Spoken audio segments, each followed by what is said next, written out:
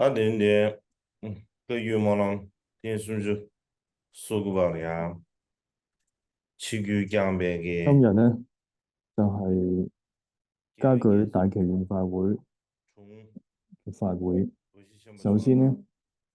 我要 나는 問候 시소는 강화를 무시 나는 신기 博斯加查連博士、에 蘇馬加旺連博士，민규를 무시하다 나는 신부가 조류를 무시 仲 나무 有 주위에 明就連博士、 나바당 波卡連博士， 나는 루즈로를 대 以至 위에 到 캐노게 好多 외시 嘅組 나바당 股， 나는 신기 堪布東遊連博士， 야네 긴두기대 同大家講， 준바도 주만 나바당 나는 초다하는 패배기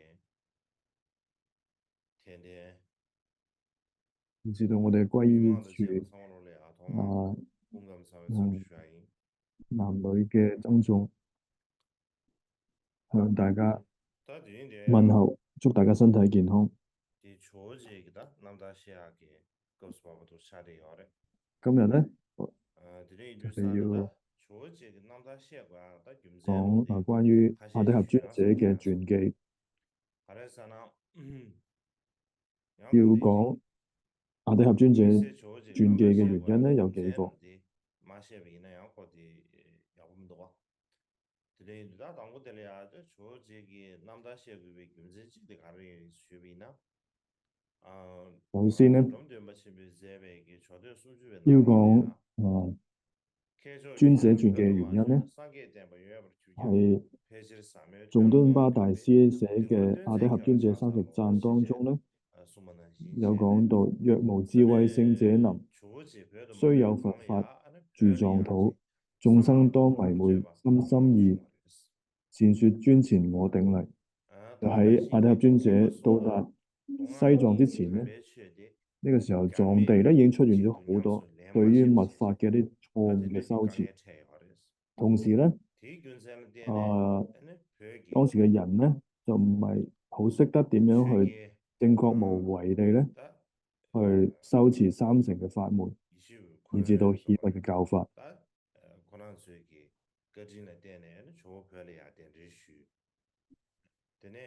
所以咧，當時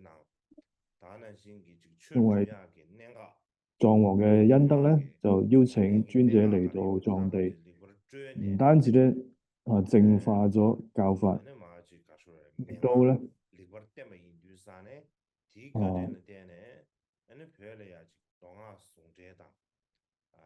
講解到修行嘅所有嘅關鍵嘅要點，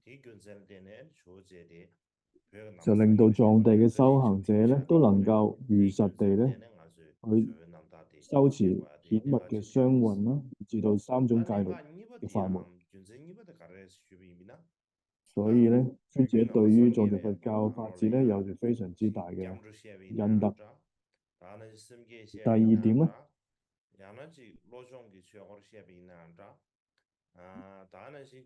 就係尊者有介紹到講到關於歸依發菩提心啦，而修心嘅法門啦，以至到四種出離心等共同嘅道次第啊，所有呢啲嘅修行嘅法門咧，幾乎都係經由阿底合尊者傳授落嚟。所以因此咧，阿底合尊者咧唔單止係幫助到咧噶當派，而是包括咧薩迦派、教魯派、加舉派同埋寧瑪派等等嘅藏傳佛教嘅大教派咧，都受到尊者廣大嘅恩德。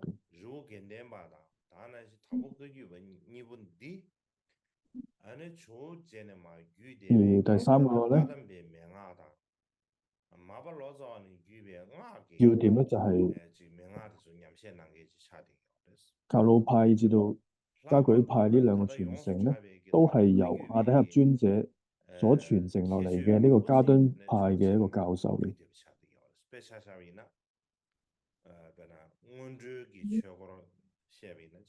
至到我哋特波加舉嘅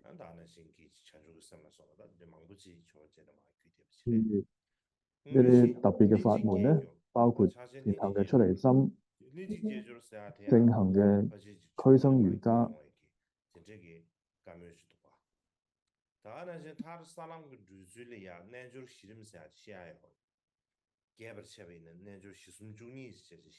以及咧係結行嘅地道次第啦，同埋4種嘅瑜伽法門，好多咧都係源自於尊者嘅傳承。因此咧，阿底峽尊者咧係可以話係我哋達波加舉派嘅最重要嘅法源之一。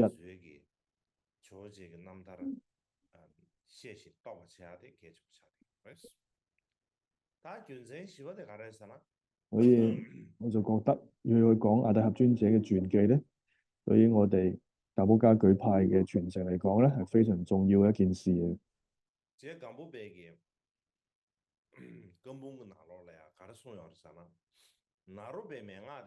另外喺貢波巴大師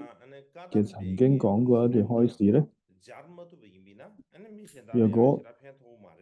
唔將雅洛巴嘅教授同埋加當派嘅道次第結合嚟修持咧，就好難去真正去利益到眾生。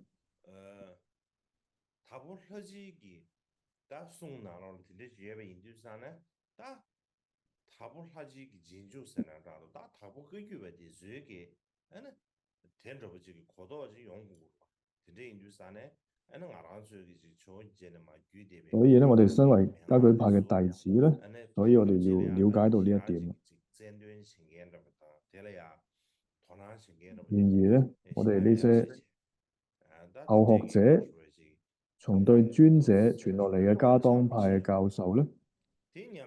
而家已經慢慢重視嘅程度咧，日漸降低咗，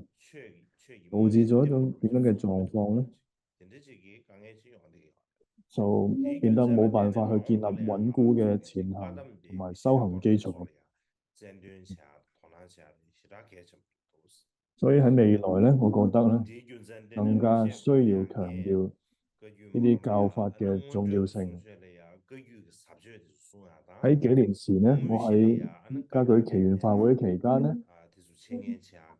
嘗試去建立咁樣嘅一個傳統，喺前行嘅課程當中咧，講授到加舉派嘅神質法要，亦都係咧研習咧有關加當派嘅教授。所以希望咧大家能夠喺未來咧繼續咧去重視呢一點。以上咧就係有幾點點解要去講阿底峽尊者傳記嘅原因啦。然後咧，我哋就而家講關於阿底峽尊者嘅傳記啦。有關於阿底峽尊者誕生嘅時間咧，就係大概喺公元982年。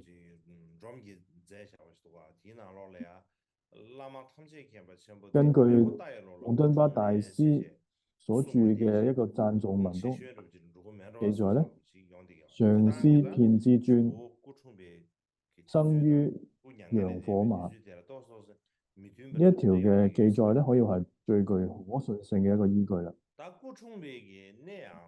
亦都有好多唔同嘅睇法啦。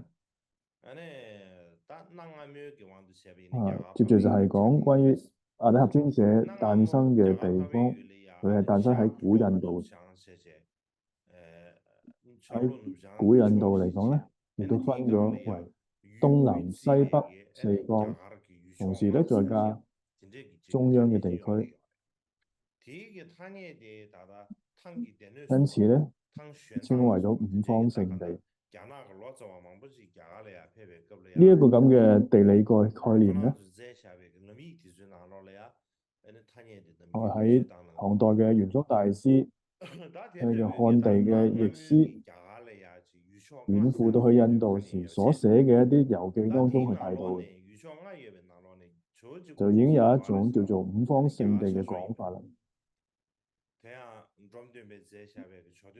阿底峽尊者係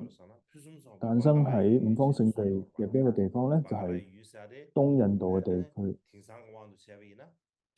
喺仲敦巴大師30讚當中咧，有講到匯水之境孟加拉。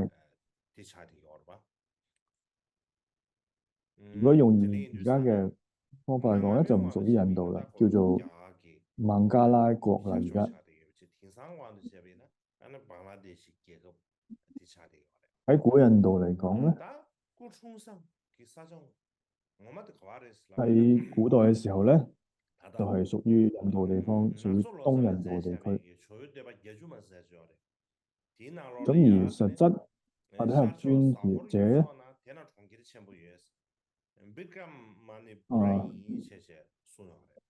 拉初譯師佢亦都有一個80讚嘅記載當中亦都有提到啦。東方薩霍爾此處有大城皮柯羅普語啦。所以而家現今嘅現代嘅一啲研究者認為咧，呢個地方就係今日孟加拉國嘅一個地方啦。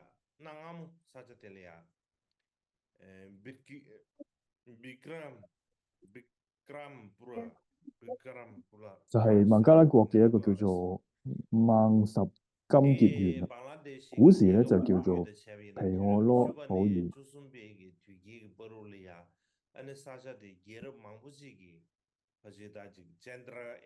根據呢個孟加拉國嘅歷史記載咧，從第10世紀到13世紀中期咧，呢個地方咧出現咗幾個王朝，譬如話犍陀羅王朝啦、密摩王朝啦、西那王朝啦嘅都城，而當時咧屬於係一個中亞嘅地區，好重要嘅一個佛教中心嚟。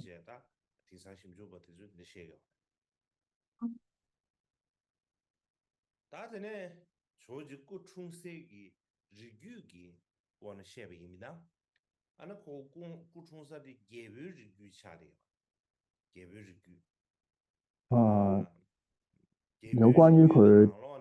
誕生嘅家族咧係點樣嘅咧？阿底峽尊者咧係出生於咧一個皇族嘅家庭嚟，係巴拉王朝嘅後裔，而佢嘅父親嘅名字咧叫做善勝吉祥，而母親嘅名字咧叫做吉祥勝光。佢父母咧就養育有3個仔，第一個係蓮花藏，第二個咧係月藏，第3位咧就叫做吉祥藏。而阿底峽尊者咧係次子，就係第2個仔啦。而係根據現今嘅孟加拉國嘅歷史記載咧，尊者嘅父親嘅名字咧就叫做加利耶那犍陀羅啦。而呢個時候係東孟加拉嘅呢個犍陀羅王朝嘅第3任國王嚟嘅。咁大概在位嘅時間咧就係公元嘅975年到1000年啦。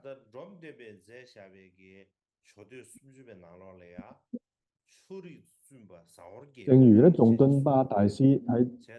讚頌文當中有講到咧，貴族薩霍爾王族，所以咧我哋知道阿底峽尊者咧係出生於一個皇族家庭嘅。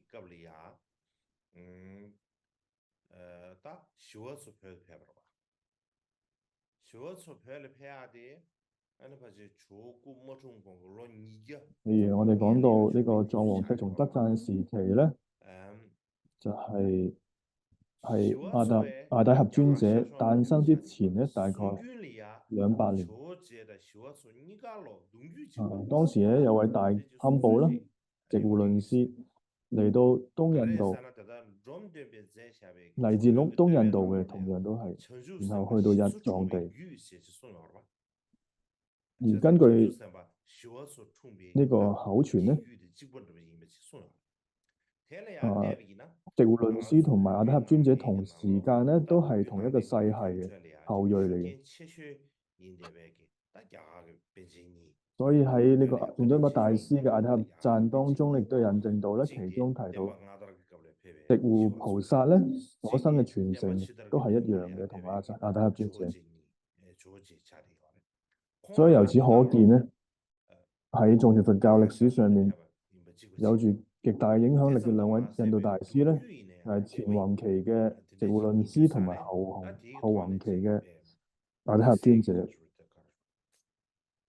而佢哋兩位咧，同樣都係嚟自東印度，亦都係同一個世系嘅，所以咧，確實咧令人好驚歎啦。有可能咧，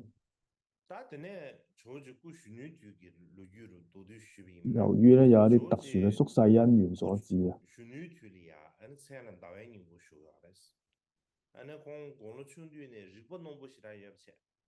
係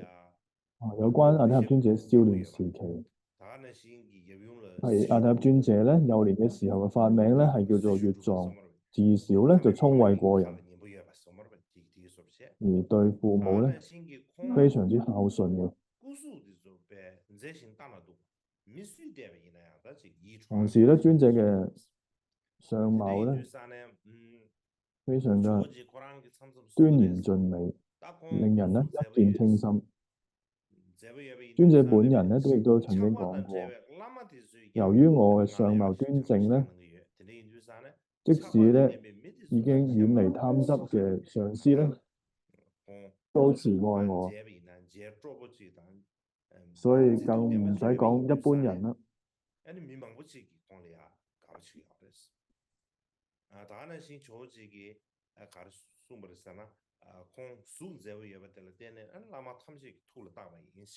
所以所有嘅上師咧，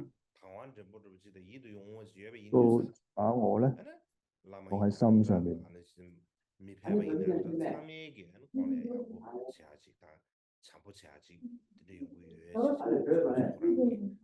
就係由於尊者嘅相貌端正，所以好多嘅上師都把佢咧放喺心上面啦。而尊者咧，亦都係特別咧，同度母好有因緣啦。佢從小咧就已經見到度母，同埋得到咧度母嘅加持。大概咧佢開始識講嘢嘅時候啦，有一日咧，尊者咧就躺喺皇宮嘅臥榻上面休息嘅時候咧，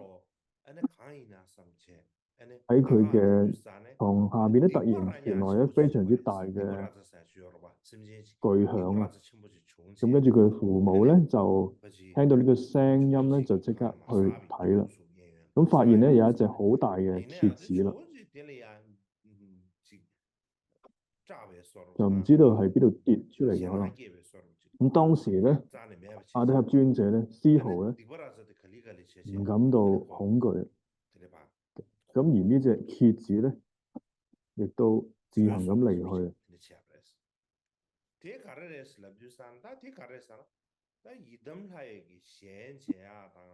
尊者後來咧就解釋咧，呢個就係見到本尊啦，或者係獲得修行嘅成就之前咧必經嘅障礙嚟。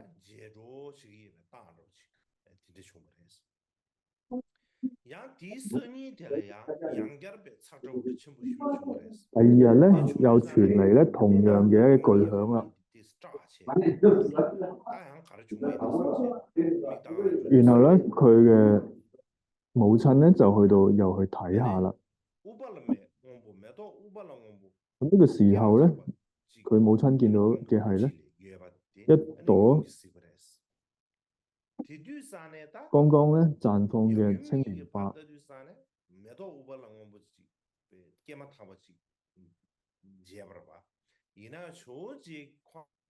所以咧，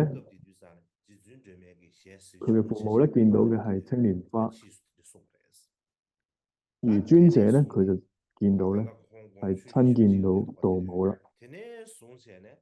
然後咧，從此以後咧，每當佢心中生起疑惑嘅時候咧，有一啲事咧，佢冇辦法做決定嘅時候，有啲疑惑嘅時候咧，只要咧有一個道母嘅唐卡向佢喺前邊咧供養祈請嘅時候咧，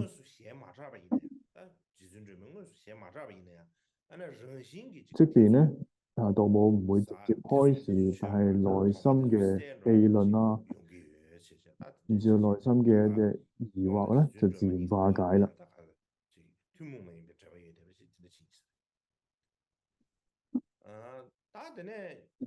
咁就見到尊者同埋道母有一個特殊嘅姻緣。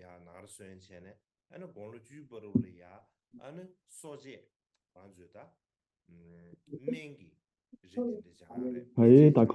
尊者10歲之前咧，佢亦都學到醫藥啦、工藝啦、文字等等好多嘅學問。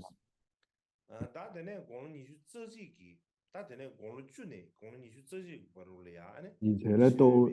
到達咗非常之精通嘅境界。之後直到佢21歲嘅時候咧，完全完整咁樣學習到外道嘅聲名學同埋因明咯。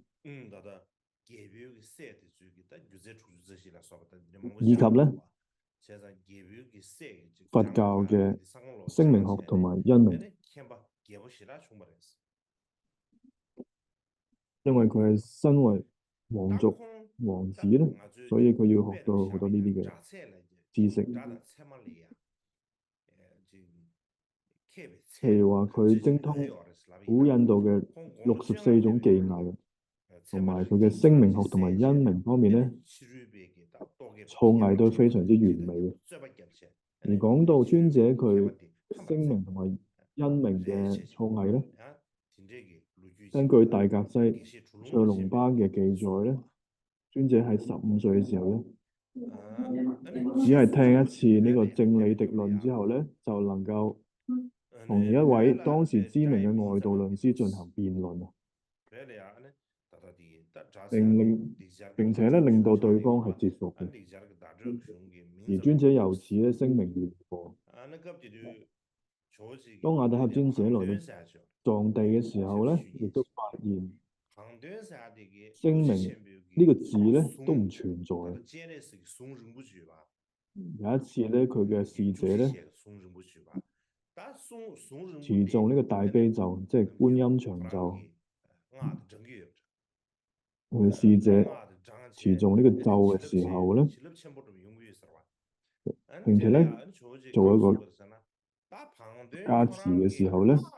確實咧係產生好大嘅加持力。對於咧尊者去解釋咧，龐敦嘅呢個拗音嘅發音其實唔正確嘅，而呢種加持力咧並非係嚟自呢個咒語本身，而係由於佢嘅善心。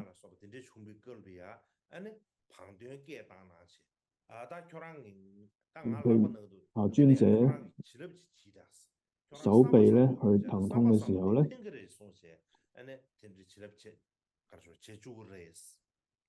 亦都請到呢個龐敦咧為佢加持嘅，就會講話你加持一下，因為你有善心。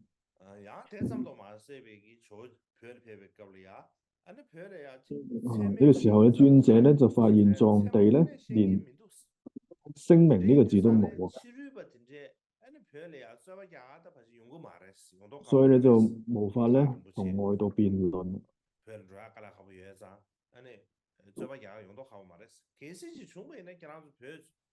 雖然藏地咧你哋有呢個因明學嘅名目啊，但係咧就無法咧同外道辯論。如果真係遇到呢個情況咧，恐怕就難以應付。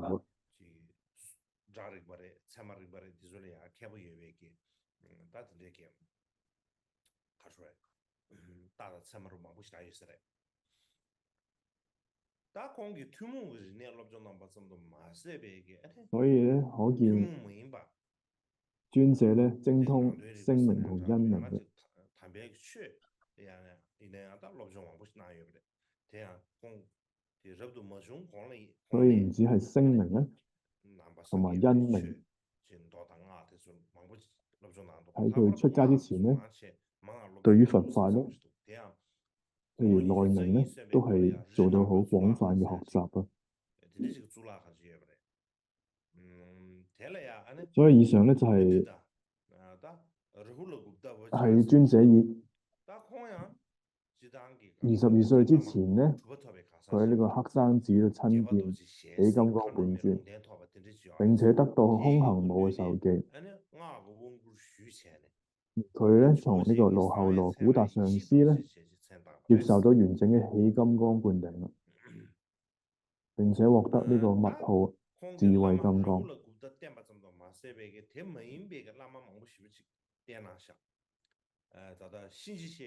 佢唔單止係醫治呢位羅睺羅古達上師啦，亦都有一位成就非凡嘅胡摩瑜伽士迦摩羅耶加德學習啦。而呢位上師咧有好廣大嘅神通啊，能夠咧將酒咧轉化為咧牛奶嘅，更能夠咧喺恒河上面咧鋪展臥具，渡過嘅恒河嘅。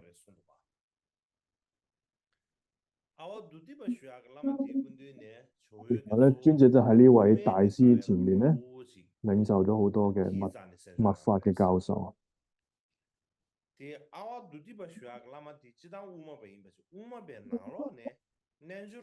都另外一位大師跟佢學習咧，尊者就係呢位叫做阿瓦杜迪巴上師咧。佢本人咧就係一位呢個瑜伽行嘅中觀派行者。呢位阿瓦杜迪巴就係本人咧，其實係一個瑜伽行嘅中觀派學者啦。所以阿底峽尊者咧，亦都持守呢個瑜伽行嘅中觀見解啦。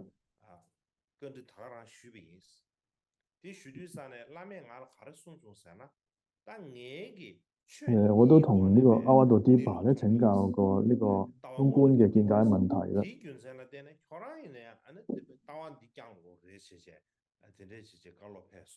阿尊者講啦，上師話俾我聽咧，我亦都透過呢個法門咧，親見到諸法實相。所以咧，因此咧，你亦都應該持守呢樣嘅見解啦。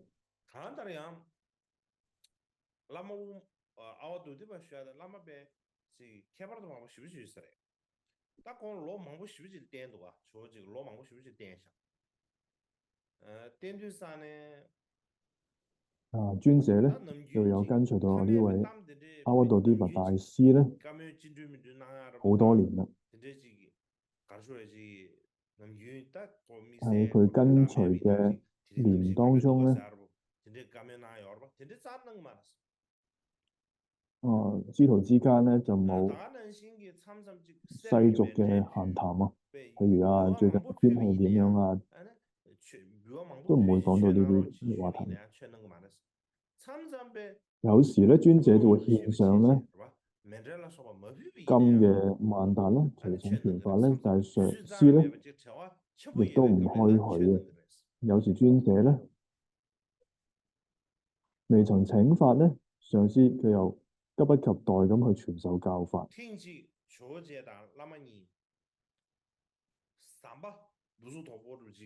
有一次咧，阿底峽尊者佢嘅上師咧，阿瓦杜迪巴大師咧，兩個人走咗喺一條咧獨木橋上面啦。然後上師咧突然回頭告誡啊，喺你未能夠斷除我執之前咧，即使係最微細嘅惡業咧，都要謹慎避免。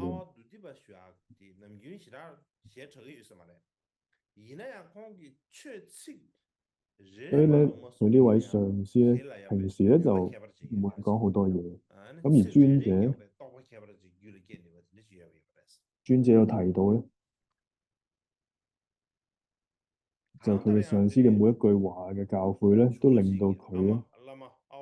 能夠開啟殊勝嘅正念。總之咧，阿底峽尊者喺佢嘅故事同傳記當中咧，當中有提過佢親近過好多嘅上師，特別咧就係密乘方面嘅，從喺好多嘅大成就者上師咧去領受教法。尊者佢本人咧，主要效仿嘅咧就係呢位阿瓦多迪巴嘅行持。呢種行持咧就係捨棄一切世間嘅事啦。尊者咧有提到咧就係捨離呢個取捨啦、恐懼啦，以至到修禪，呢個都係咧就呢位咧阿瓦多迪巴嘅行義啊。